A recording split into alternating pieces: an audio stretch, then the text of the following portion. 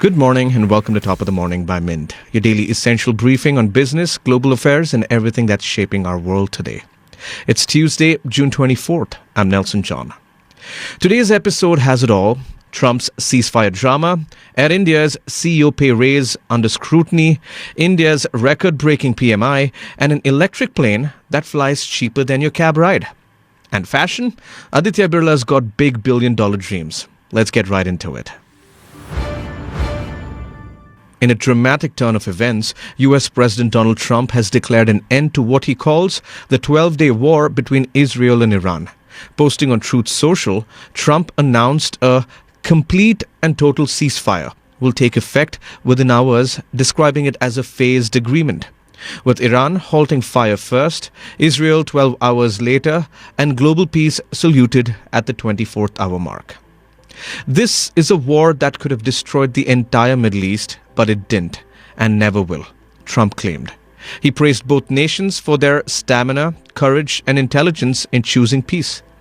The announcement followed a tense day after Iran fired 19 missiles at the US Al Udeid Air Base in Qatar. Trump downplayed the attack, calling it a very weak response, and revealed Tehran had warned the US in advance. No injuries were reported.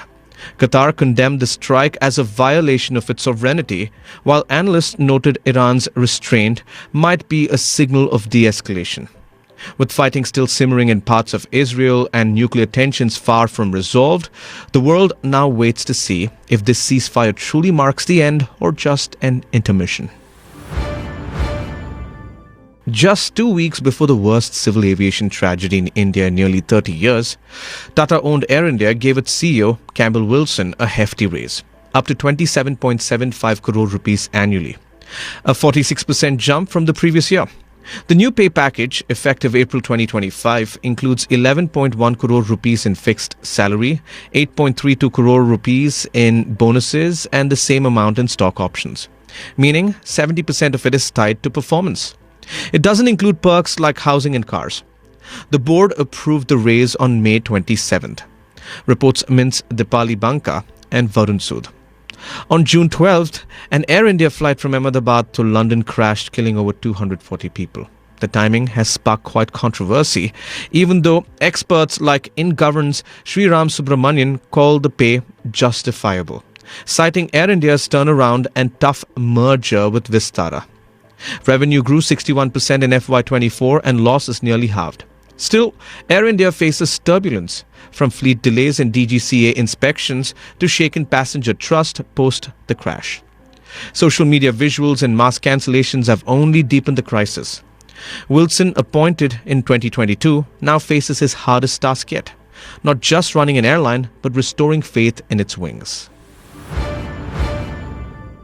India's economic engine revved up in June, hitting a 14-month high, driven largely by strong manufacturing and solid service sector momentum. HSBC Flash Purchasing Managers Index (PMI) shows the composite output index jumping to 61, well above the 50 mark that signals growth.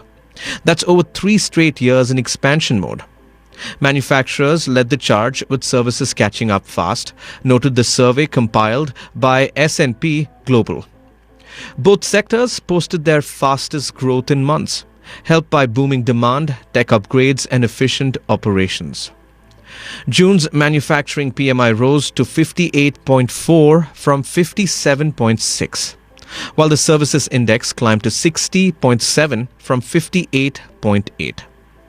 Export orders surged, especially in manufacturing, with stronger demand flowing in from Asia, Europe, the Middle East, and the Americas.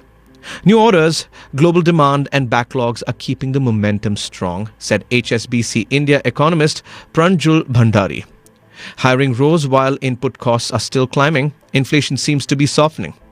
The only caution flag: business confidence dipped slightly, its lowest in 2 years, but still remains positive. Final PMI numbers land next month, but for now, India's economy is firing on all cylinders. India's largest branded apparel player is ready to hit refresh. Fresh off its market debut, Aditya Birla Lifestyle Brands Limited, ABLBL, is aiming to double down revenue and triple profits by FY30. all on the back of a bold 300 crore rupees a year retail push. We'll grow aggressively, especially through franchise stores. Over 70% of our 3,250 outlets already run on an asset-light model, said Ashish Dikshit, managing director, as shares dipped nearly 5% on listing day. The plan: scale up to 4,500 stores, expand average store sizes, and build India's first billion-dollar fashion brands, starting with Louis Philippe, Van Heusen, Alan Solly, and Peter England. More than half the company's revenue now comes from consumers under 35.